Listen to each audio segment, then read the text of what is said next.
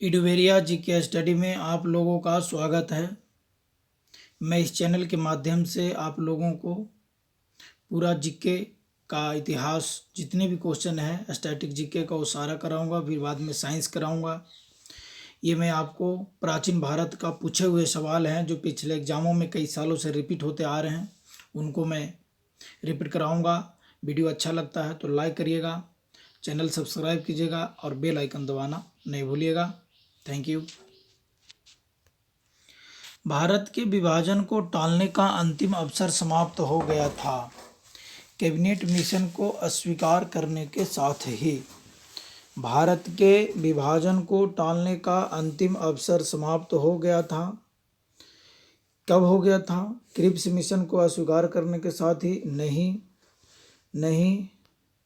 राजगोपालचारी फॉर्मूलों का अस्वीकार करने के साथ ही नहीं।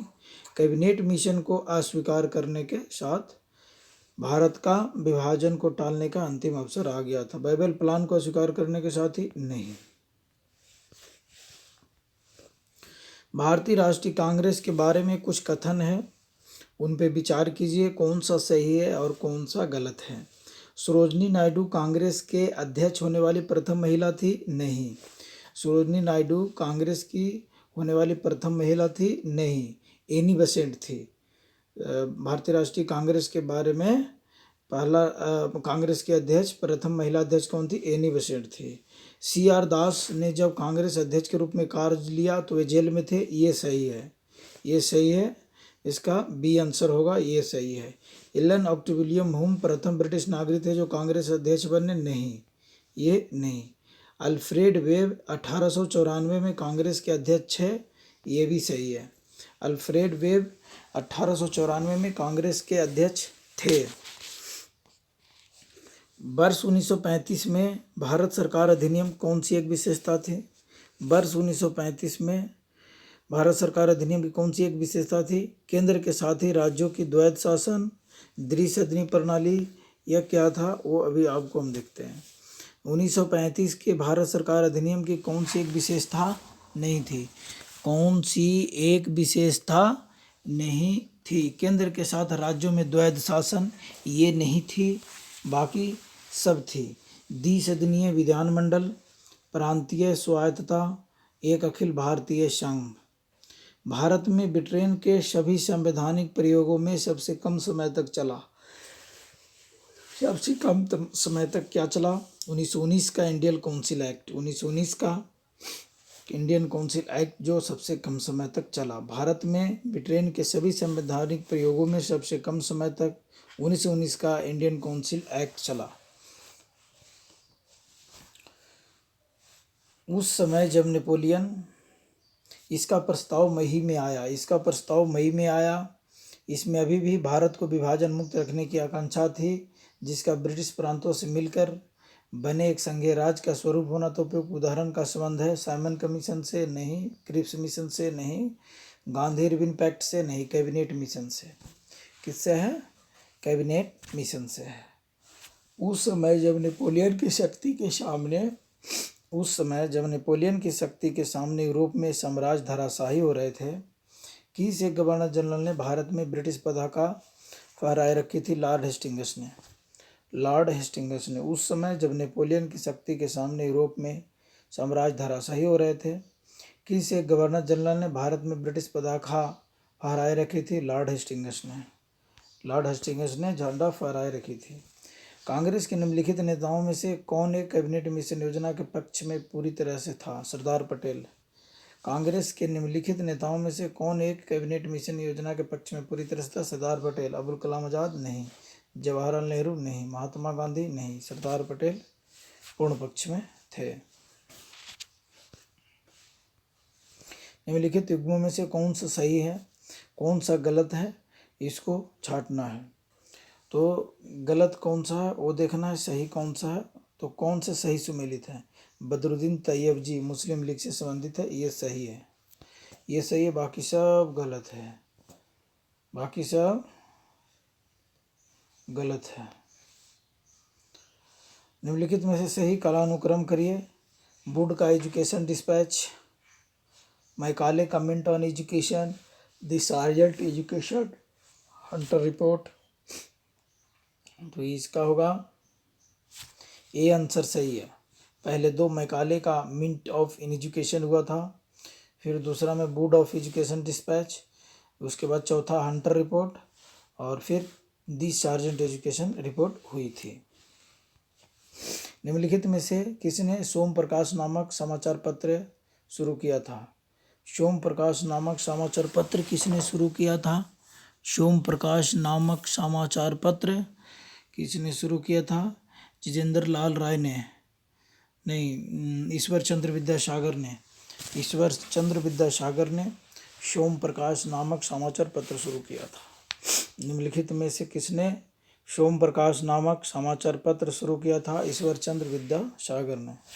भारत के स्वदेशी आंदोलन के दौरान लिखा गया गीत अमार सोमार बंगला ने बांग्लादेश को उसके स्वतंत्रता संग्राम में प्रोत्साहित किया और उसके बांग्लादेश ने राष्ट्रगान के रूप में अपनाया। यह गीत किसने लिखा था? रविंद्रनाथ टैगोर ने। यह गीत किसने लिखा था? रविंद्रनाथ टैगोर ने। भारत के स्वदेशी आंदोलन के दौरान लिखा गया गीत अमार सोनार बंगला ने बांग्लादेश को उसके स्वतंत्रता संग्राम में प्रोत्साहित किया और उसे बांग्लादेश ने राष्ट्रगान के रूप में अपनाया। यह गीत किसने लिखा था? रविंद्रनाथ टैगोर ने लिखा था। लॉर्ड मैकाले संबंधित है अंग्रेजी शिक्षा से। लॉर्ड मैकाले संबंधित है अंग्रेजी शिक्षा से। लॉर्ड मैकाले संबंधित है। लॉर्ड मैकाले अंग्रेजी शिक्षा से संबंधित है। निम्नलिखित में से किसने सुबह आज़ादी नामक कविता लिखी? फैज अहमद फैज ने। सुबह आज़ादी नामक कविता किसने लिखा था?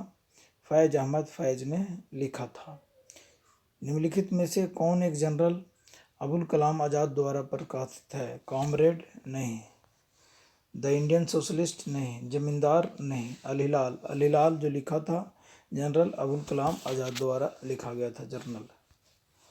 गोल्डन थ्रेशोल्ड नामक कविता संग्रह की रचयिता निम्नलिखित में से कौन है? सरोजनी नायडू है। गोल्डन थ्रेशोल्ड नामक कविता संग्रह की रचयिता निम्नलिखित में से कौन है? सरोजनी नायडू है। अरुणा फली है गोल्डन थ्रेशोल्ड का? नहीं। एनी बेसेंट है? नहीं। विजयलक्ष्मी पंडित है? नहीं। सरोजनी नायडू जी है गोल्डन थ्रेशोल्ड का रचयिता। निम्नलिखित में से कौन सा एक इतिहास के विषय में कार्ल मार्क्स के दृष्टिकोण का संक्षिप्त वर्णन करता है? निम्नलिखित में से कौन सा एक इतिहास के विषय में कार्ल मार्क्स के दृष्टिकोण का संक्षिप्त वर्णन करता है? इतिहास अतीत की घटनाओं का विश्वसनीय अभिलेख है? नहीं। इतिहास विभिन्न व्यक्तियों के बीच युद्धों का अभिलेख है? नहीं। इतिहास शोषक और शोषित वर्गों के बीच संघर्ष का सिलसिला है? ये सही है। इतिहास शोषक और शोषित वर्गों के बीच संघर्ष का सिलसिला है। निम्नलिखित में से कौन सा एक इतिहास के विषय में कार्ल मार्क्स के दृष्टिकोण का संक्षिप्त वर्णन करता है? इतिहास शोषक और शोषित वर्गों के बीच संघर्ष का एक सिलसिला है। भारत में प्रथम 3 विश्वविद्यालय कलकत्ता, मद्रास और बम्बई की स्थापना किस वर्ष हुई थी? 1897 में हुई थी। भारत में प्रथम 3 विश्वविद्यालय कलकत्ता, मद्रास,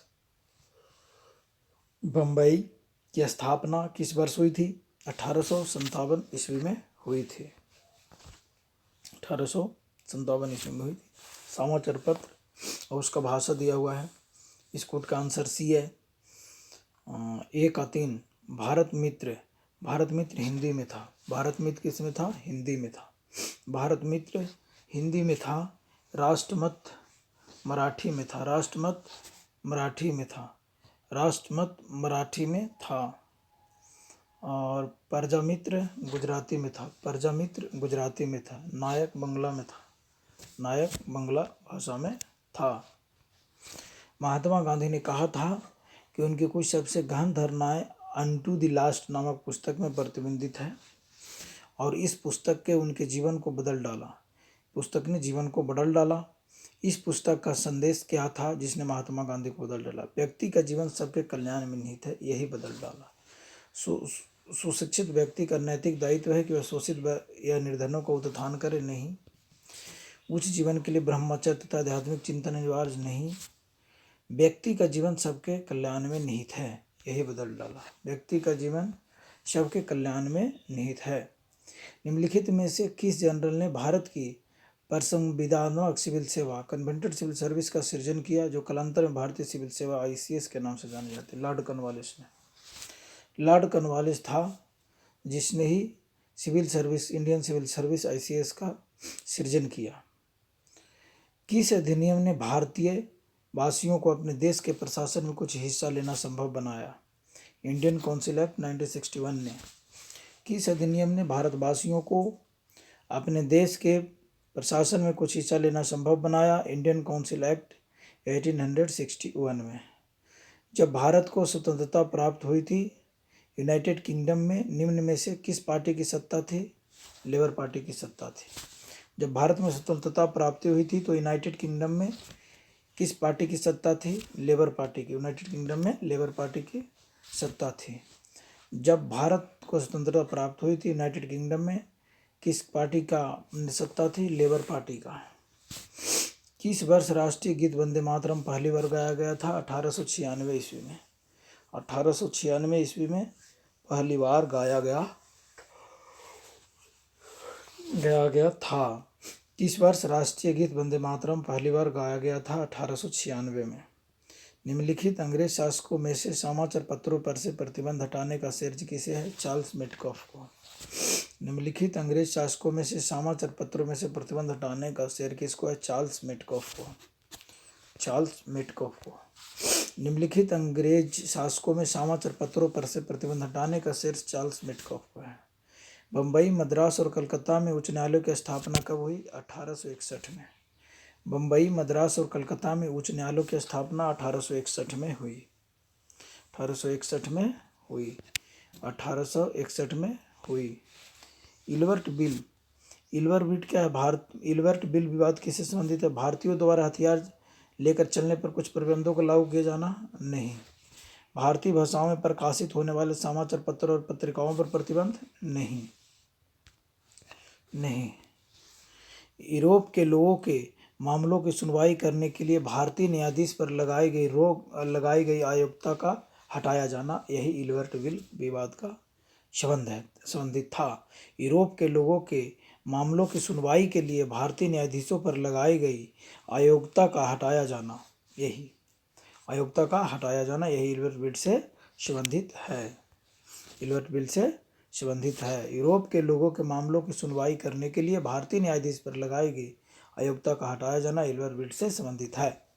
निम्नलिखित में से कौन सी घटना सबसे पहले हुई? स्वामी दयानंद ने आर्य समाज की स्थापना की? नहीं। दीनबंधु मित्र ने नील दर्पण का लेखन किया? ये सही है। बंकिम चंद्र चट्टोपाध्याय ने आनंद मठ का लेखन किया? ये भी गलत है। Satyendra Nath Tagore Indian civil service परीक्षा में सफल पाने वाले पहले भारतीय थे? ये भी गलत है। हड़प्पा सभ्यता सर्वाधिक मान्यता प्राप्त काल है? कब से कब तक है? हड़प्पा सभ्यता का सर्वाधिक मान्यता प्राप्त काल है 2500 ईस्वी पूर्व से 1750 ईस्वी पूर्व। 2500 ईस्वी पूर्व से 1750 ईस्वी पूर्व तक। सिंधु घाटी की सभ्यता निम्नलिखित में से किस सभ्यता के समकालीन नहीं थी? मिस्र की सभ्यता, चीन की सभ्यता, मेसोपोटामिया की सभ्यता, ग्रीक की सभ्यता।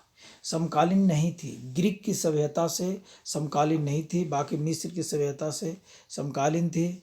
सिंधु घाटी की सभ्यता, चीन की सभ्यता और मेसोपोटामिया की सभ्यता। सिंधु घाटी की सभ्यता कहाँ तक विस्तृत थी? सिंधु घाटी की सभ्यता पंजाब, राजस्थान, गुजरात, उत्तर प्रदेश, हरियाणा, सिंध और बलूचिस्तान तक फैला हुआ था। सिंधु घाटी की सभ्यता कहाँ तक विस्तृत है? पंजाब, राजस्थान, गुजरात, उत्तर प्रदेश, हरियाणा, सिंध और बलूचिस्तान। सिंधु घाटी की सभ्यता में घोड़े का अवशेष कहाँ मिले? घोड़ा का अवशेष सुरकोटडा में मिला। सुरकोटदा में मिला। सिंधु घाटी की सभ्यता में घोड़े के अवशेष कहाँ मिले? सुरकोटदा में मिला। सिंधु घाटी की सभ्यता में घोड़े के अवशेष कहाँ मिले? सुरकोटदा में। सिंधु घाटी स्थल कालीबंगम किस प्रदेश में है?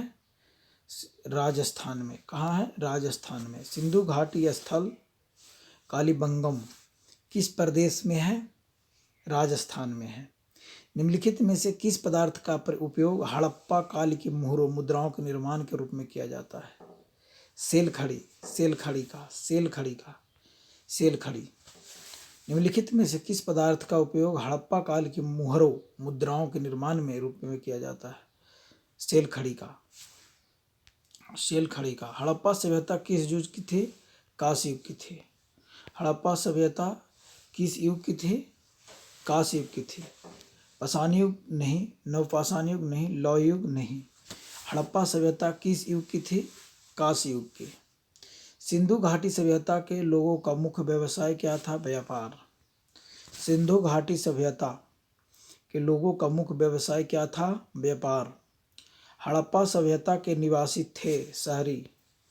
हड़प्पा सभ्यता के निवासी थे शहरी। हड़प्पा सभ्यता के निवासी थे शहरी। सिंधु सभ्यता के घर किससे बनाए जाते थे? ईंट से। सिंधु सभ्यता के घर किससे बनाए जाते थे? ईंट से। सिंधु सभ्यता के घर किससे बनाए जाते थे? ईंट से। सिंधु सभ्यता के घर किससे बनाए जाते थे? ईंट से। हड़प्पा वासी किस वस्तु के उत्पादन में थे? कपास। हड़प्पा वासी किस वस्तु के उत्पादन में सर्वप्रथम थे? कपास। निम्नलिखित विद्वानों में से हड़प्पा सभ्यता का सर्वप्रथम खोजकर्ता था? दयाराम साहनी। निम्नलिखित विद्वानों में से हड़प्पा सभ्यता का सर्वप्रथम खोजकर्ता कौन था? दयाराम साहनी। दयाराम साहनी। सिंधु सभ्यता का पतन नगर कौन सा था? लोथल। सिंधु सभ्यता का पतन नगर बंदरगाह कौन था? लोथल। बहुत इंपॉर्टेंट क्वेश्चन है। SSC, Ranchi, RRB, Ranchi, TC, UPSC, BPSC सारे में पूछा हुआ है। सिंधु सभ्यता का पतन नगर बंदरगाह कौन सा था? लोथल था। लोथल। पतन नगर कौन सा था? लोथल। फिर से रिपीट कर रहा हूँ, सिंधु सभ्यता का पतन नगर लोथल को कहा जाता है, या सिंधु सभ्यता का बंदरगाह कौन सा था? लोथल। पैमानों की खोज ने यह सिद्ध कर दिया कि सिंधु घाटी के लोग माप और तौल से परिचित थे। यह खोज कहाँ पर हुई थी? लोथल में हुआ था। पैमानों की खोज ने यह सिद्ध कर दिया कि सिंधु घाटी के लोग माप और तौल से परिचित थे। यह खोज कहाँ पर हुई थी? लोथल में हुआ था। हड़प्पा कालीन समाज किन वर्गों में विभक्त था? विद्वान, योद्धा, व्यापारी और श्रमिक। विद्वान थे, योद्धा थे, व्यापारी थे और श्रमिक थे। विद्वान थे, योद्धा थे, व्यापारी थे और श्रमिक थे। हड़प्पा कालीन समाज किन वर्गों में विभक्त था? शिकारी, पुजारी, किसान और क्षत्रिय नहीं। विद्वान, योद्धा, व्यापारी और श्रमिक। विद्वान, योद्धा, व्यापारी और श्रमिक। ब्राह्मण, क्षत्रिय, वैश्य, शूद्र नहीं। राजा, पुरोहित, सैनिक और शूद्र नहीं। सिंधु सभ्यता का सर्वाधिक उपयुक्त नाम क्या है? हड़प्पा सभ्यता। सिंधु सभ्यता का सर्वाधिक उपयुक्त नाम क्या है? हड़प्पा सभ्यता। निम्नलिखित में से कौन सा लक्षण सिंधु सभ्यता के लोगों का सही करता है? सही करता है। वे देवियों और देवताओं दोनों की पूजा करते थे, ये सही। उन्होंने विशाल महल और मंदिर में होते थे, नहीं। वे युद्ध में घोड़ों को खींचे जाने वाले रथों का प्रयोग करते थे, नहीं। वे देवियों और देवताओं दोनों की रक्षा करते थे। देवियों और देवताओं की रक्षा करते थे, पूजा करते थे। ये लक्षण सिंधु सभ्यता के लोगों का सही है। हड़प्पा सभ्यता की खोज किस वर्ष हुई थी? हड़प्पा सभ्यता की खोज 1921 में हुआ था। हड़प्पा सभ्यता का खोज 1921 में हुआ था। हड़प्पा सभ्यता का खोज 1921 में हुआ था। हड़प्पा सभ्यता का खोज 1921 में हुआ था। हड़प्पा सभ्यता में निम्नलिखित में से कौन सा सही है? उन्होंने अश्वमेध की जानकारी थी, नहीं, ये गलत है। गाय उनके लिए पवित्र थी, ये भी गलत है। उन्होंने पशुपति का सम्मान करना आरंभ किया। हड़प्पा सभ्यता के बारे में कौन सी उक्ति सही है? उन्होंने पशुपति का सम्मान करना शुरू किया। पशुपति का सम्मान करना शुरू किया। हड़प्पा के लोगों की सामाजिक पद्धति थी उचित समतावादी। हड़प्पा के लोगों की सामाजिक पद्धति थी उचित समतावादी। सिंध का नखलिस्तान बाग हड़प्पा सभ्यता के किस पुरा स्थल को कहा गया है? मोहनजोदड़ो को। मोहनजोदड़ो। सिंध का नखलिस्तान बाग हड़प्पा सभ्यता के किस पुरा स्थल को कहा गया है मोहनजोदड़ो का? हड़प्पा सभ्यता के संपूर्ण क्षेत्र का आकार किस प्रकार का था? त्रिभुजाकार। हड़प्पा सभ्यता के संपूर्ण क्षेत्र का आकार किस आकार का था? त्रिभुजाकार। त्रिभुजाकार था। हड़प्पा सभ्यता का क्षेत्र किस आकार का था? त्रिभुजाकार था। त्रिभुजाकार था। हड़प्पा सभ्यता के अंतर्गत हड़प्पा सभ्यता के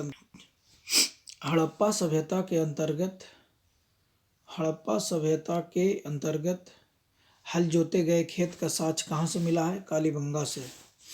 हड़प्पा सभ्यता के अंतर्गत हल से जोते गए खेत का साक्ष्य कहाँ से मिला है? कालीबंगा से। सैंधव सभ्यता की ईंटों का अलंकरण किस स्थान से मिला है? कालीबंगा से। सैंधव सभ्यता की ईंटों का अलंकरण किस स्थान से मिला है? कालीबंगा से। मोहनजोदड़ो कहाँ स्थित है? सिंध में। मोहनजोदड़ो कहाँ स्थित है? सिंध में। मोहनजोदड़ो कहाँ स्थित है? सिंध में। सैंधव सभ्यता की ईंटों का अलंकरण किस स्थान से मिला है? कालीबंगा से। मोहनजोदड़ो कहाँ स्थित है? सिंध में। सिंधु सभ्यता में बृहद स्नानागार पाया जाता था मोहनजोदड़ो में। सिंधु सभ्यता में बृहद स्नानागार पाया जाता था मोहनजोदड़ो में। सिंधु सभ्यता में बृहद स्नानागार पाया गया है मोहनजोदड़ो में। मोहनजोदड़ो में। सिंधु सभ्यता की मुद्रा में किस देवता के समतुल्य चित्रांकन मिलता है? आधा ब्रह्मा, आद्र विष्णु, आद्र इंद्र, आद्र शिव। आद्र शिव, शिव का मिलता है, शिव जी का मिलता है। सिंधु सभ्यता की मुद्रा में किस देवता के समतुल्य चित्रांकन मिलता है? आद्र शिव का। निम्नलिखित में से कौन सा हड़प्पा कालीन स्थल गुजरात में था? कालीबंगा, रोपड़, बनावली? नहीं, लोथल था।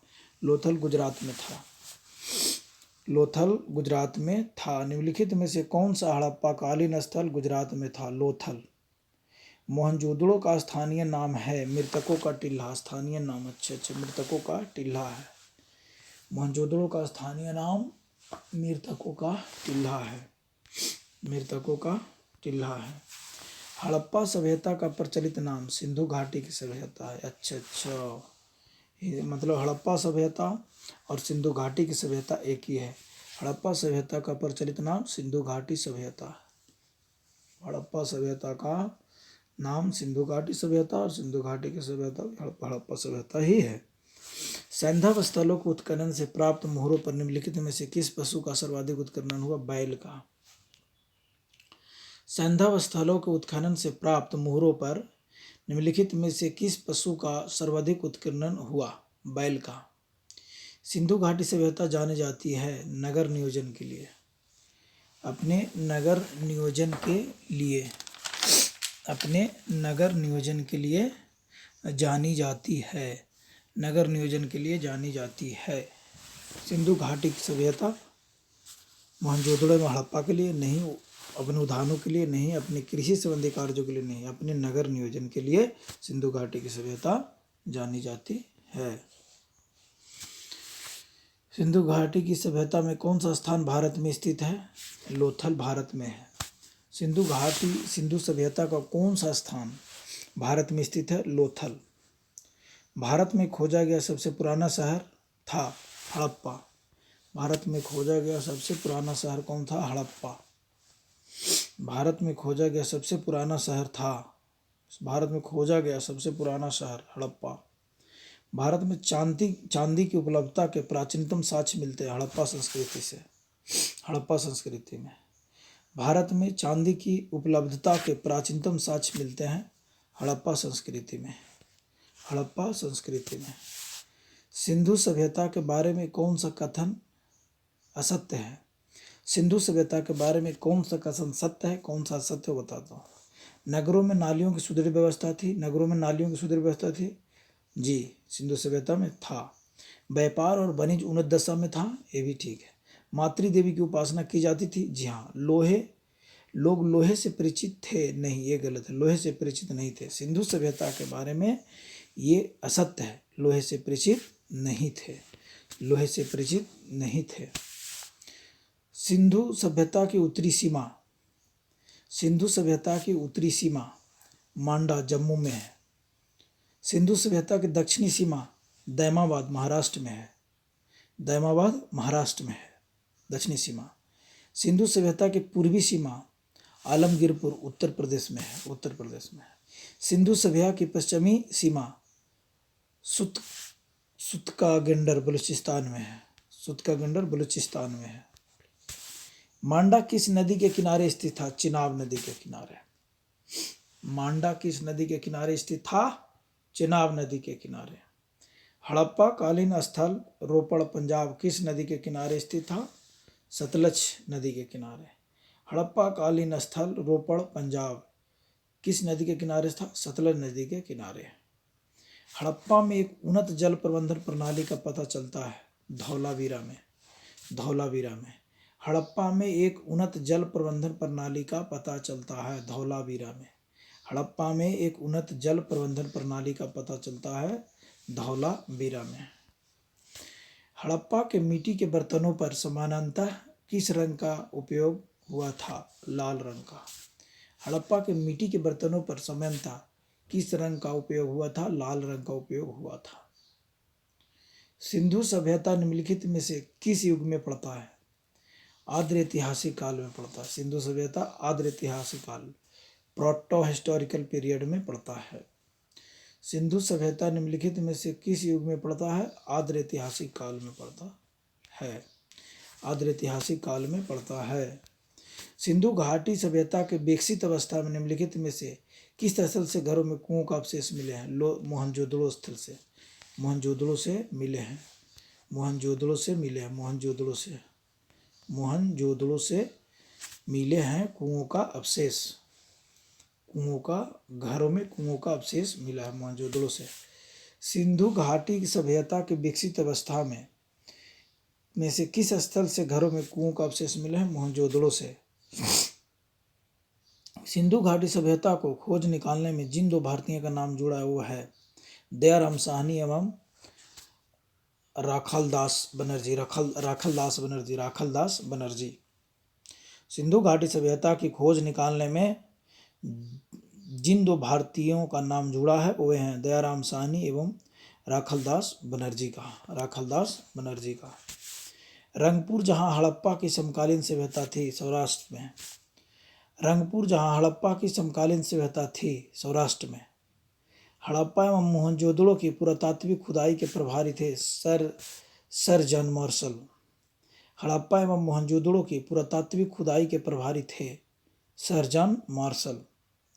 निम्न में से किस पशु की आकृति जो मुहर पर मिली है जिससे ज्ञात होता है कि सिंधु घाटी एवं मेसोपोटामिया की सभ्यताओं के मध्य व्यापारिक संबंध थे? बैल।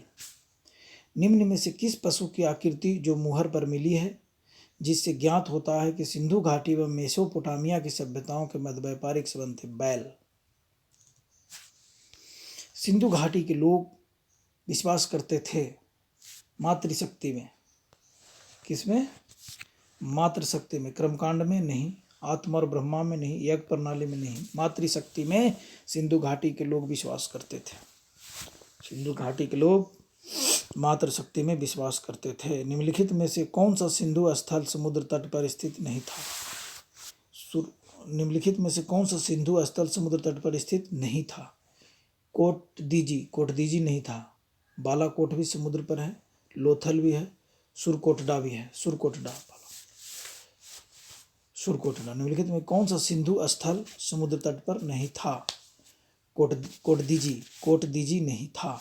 निम्नलिखित में से मोहनजोदड़ो की सबसे बड़ी इमारत मानी जाती है? विशाल स्नानागार। अच्छा, विशाल स्नानागार है जो सबसे बड़ी इमारत माना जाती है मोहनजोदड़ो की, मोहनजोदड़ो की विशाल स्नानागार मानी जाती है। हड़प्पा कालीन लोगों ने नगरों में घरों के विन्यास के लिए कौन सी पद्धति अपनाई? ग्रिड पद्धति, ग्रिड पद्धति। हड़प्पा कालीन लोगों ने नगरों में घरों के विन्यास के लिए कौन सी पद्धति अपनाई थी? ग्रिड पद्धति। कौन सी पद्धति अपनाई थी? ग्रिड पद्धति।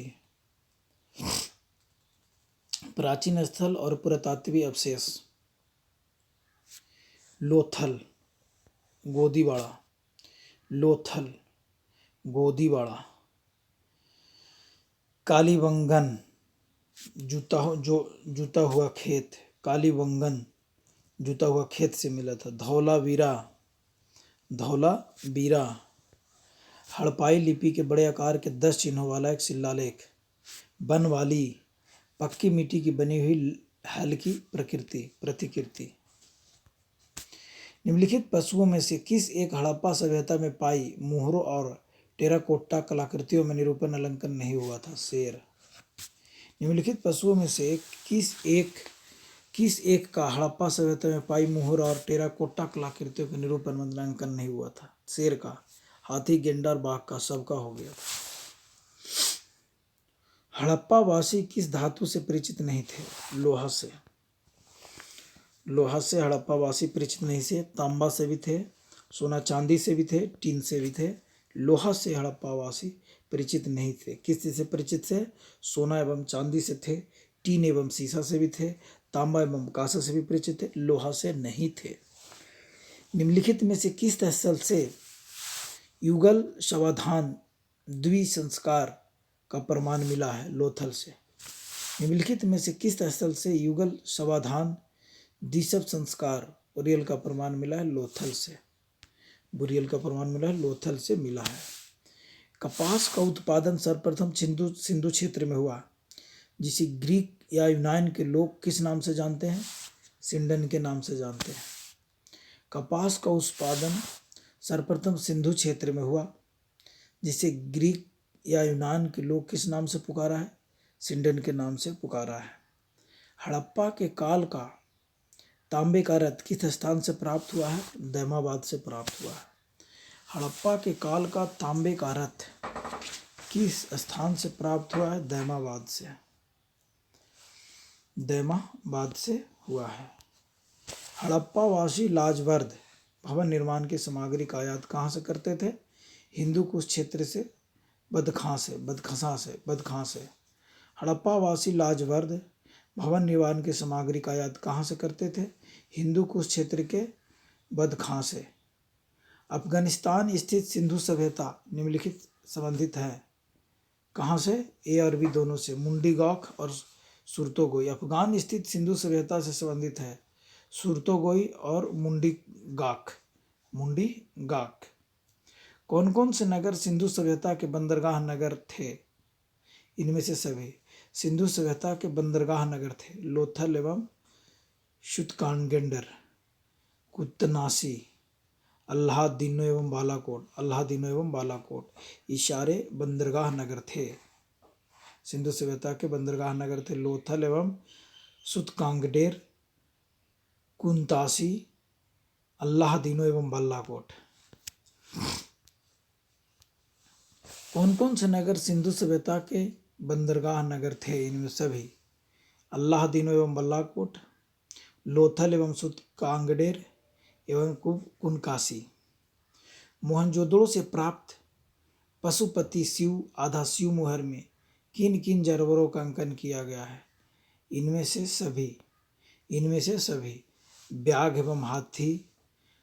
एवं हाथी, गैंडा एवं भैंसा, हिरन, ये सारे का आधा शिव मोहर में स्थित जानवरों का अंकन किया हुआ है। व्याघ्र एवं हाथी, गैंडा एवं भैंसा एवं हिरन। किस हड़प्पा कालीन स्थल से नृत्य मुद्रा वाली स्त्री की कांस्य मूर्ति प्राप्त हुई? मोहनजोदड़ो से। किस हड़प्पा कालीन स्थल से नृत्य मुद्रा वाली स्त्री की कांस्य मूर्ति प्राप्त हुई? मोहनजोदड़ो से। किस हड़प्पा कालीन स्थल से नृत्य मुद्रा वाली स्त्री की कांस्य मूर्ति प्राप्त हुई? मोहनजोदड़ो से। किस हड़प्पा कालीन स्थल से पुजारी की प्रस्तर मूर्ति प्राप्त हुई? मोहनजोदड़ो से। किस हड़प्पा कालीन स्थल से पुजारी की प्रस्तर मूर्ति प्राप्त हुई? मोहनजोदड़ो से। किस हड़प्पा कालीन स्थल से नृत्य मुद्रा वाली स्त्री की कांस्य मूर्ति प्राप्त हुई? मोहनजोदड़ो से। किस हड़प्पा कालीन स्थल से पुजारी की प्रस्तर मूर्ति प्राप्त हुई? मोहनजोदड़ो से। नृत्य मुद्रा वाली स्त्री की कांस्य मूर्ति प्राप्त हुई? मोहनजोदड़ो से। पुजारी की प्रस्तर मूर्ति प्राप्त हुई? मोहनजोदड़ो से। किस सिंधुकालीन स्थल से एक ईंट पर बिल्ली का पीछा करते हुए कुत्ते के पंजों का निशान मिले? चुहुंदड़ो से। किस सिंधुकालीन स्थल से एक ईंट पर बिल्ली का पीछा करते हुए कुत्ते के पंजों के निशान मिले? चुहुंदड़ो से। किस हड़प्पा कालीन स्थल से प्राप्त जार पर चोंच में मछली दबाए, जार पर चोंच में मछली दबाए चिड़िया एवं पेड़ के नीचे खड़ी लोमड़ी का चित्रांकन मिलता है, जो पंचतंत्र के लोमड़ी की कहानी का सादृश्य लोथल से मिलता है। किस हड़प्पाकालीन स्थल लोथल से मिलता है? चोंच में मछली दबाए चिड़िया एवं पेड़ के नीचे खड़ी लोमड़ी का चित्रांकन मिलता है। स्वतंत्रायतर भारत में सबसे अधिक संख्या में हड़प्पायुगीन स्थलों की खोज किस प्रांत में हुई? गुजरात में। स्वतंत्रता के बाद भारत में सबसे अधिक संख्या में हड़प्पायुगीन स्थलों की खोज किस प्रांत में हुई थी? गुजरात में। निम्नलिखित में से फसल हड़प्पाकालीन लोगों का मुख्य खाद्यान्न नहीं था। कौन सा नहीं था? चावल नहीं था, बाकी जौ, दालें, गेहूं ये सारे थे। हड़प्पा तथा मोहनजोदड़ो अब विलुप्त हो गए हैं तथा हड़प्पा मोहनजोदड़ो विलुप्त हो गए हैं। जी हाँ, विलुप्त हो गए हैं। वे उत्खनन के दौरान प्रकट हुए थे। जी हाँ, ये खुदाई के दौरान प्रकट हुए थे। हड़प्पा तथा मोहनजोदड़ो दोनों विलुप्त हो गए हैं, वे उत्खनन के दौरान प्रकट हुए थे। सिंधु घाटी सभ्यता के संदर्भ में निम्नलिखित कथनों पर विचार कीजिए। कौन सा सही है? दोनों सही है। यह प्रमुखतः लौकिक सभ्यता थी तथा उसमें धार्मिक तत्व यद्यपि उपस्थित था, वर्चस्वशाली नहीं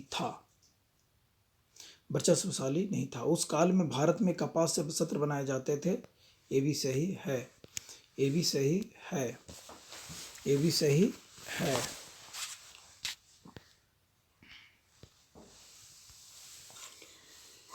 सूची 1 को सूची 2 से मिलाइए। सूची 1 में मांडा और उसकी स्थिति हड़प्पा स्थल है और उसकी स्थिति है, कहाँ पर पाया जाता है वो? सी। मांडा कहाँ पाया जाता है? जम्मू कश्मीर में मांडा पाया जाता है। हड़प्पा का स्थिति है, हड़प्पा स्थल है मांडा और इसका स्थिति है जम्मू कश्मीर में। दायमाबाद कहाँ है? दायमाबाद महाराष्ट्र में है। महाराष्ट्र में है। कालीबंगा राजस्थान में है। राखीगढ़ी हरियाणा में है। हड़प्पा कालीन स्थलों में अभी तक किस धातु की प्राप्ति नहीं हुई? लोहा की प्राप्ति नहीं हुई। हड़प्पा कालीन स्थलों में अभी तक किस धातु की प्राप्ति नहीं हुई? लोहा की नहीं हुई। चांदी का भी हुआ, स्वर्ण का भी हुआ, तांबा का हुआ, लोहा की नहीं हुई। किस पशु के अवशेष सिंधु घाटी सभ्यता में प्राप्त नहीं हुए? शेर के अवशेष नहीं हुए, घोड़ा का भी हुआ, गाय का भी हुआ, हाथी का भी हुआ। किस पशु के अवशेष सिंधु घाटी सभ्यता में नहीं हुआ? घोड़ा का हुआ, गाय का हुआ, हाथी का हुआ, शेर का नहीं हुआ। चूंदड़ों के उत्खनन का निर्देश किया था किसने? J.H. मैके ने निर्देशन किया था। चूंदड़ों के उत्खनन का निर्देशन किया था J.H. मैके ने चूंदड़ों के उत्खनन का किया था। किस पशु के अवशेष सिंधु घाटी सभ्यता में नहीं प्राप्त हुए? शेर का। चूंदड़ों के उत्खनन का निर्देशन J.H. मैके ने किया था। सिंधु घाटी सभ्यता यानी हड़प्पा के लिए मेसोपोटामी रिकॉर्डों में निम्नलिखित में से किस शब्द का प्रयोग किया गया? मेलुहा। सिंधु घाटी हड़प्पा के लिए मेसोपोटामियाई रिकॉर्डों में निम्नलिखित में से किस शब्द का प्रयोग किया गया था? मेलुहा शब्द का प्रयोग किया गया था। मेरे प्यारे भाइयों, चैनल को सब्सक्राइब कीजिएगा, बेल आइकन को दबाइएगा, वीडियो को लाइक कीजिएगा ताकि आपको और भी सारे वीडियो मिलता रहे। Thank you.